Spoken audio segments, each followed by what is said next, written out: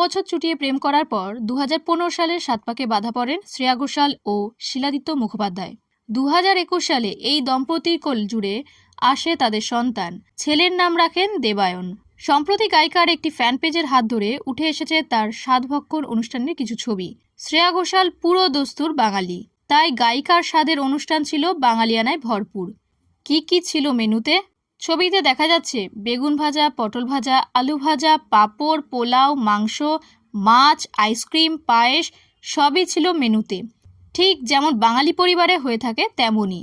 তবে অনেকেই হয়তো জানেন না, শ্রেয়াকে এই স্বাদ খাইয়েছিলেন তার খুব কাছের বন্ধুরা।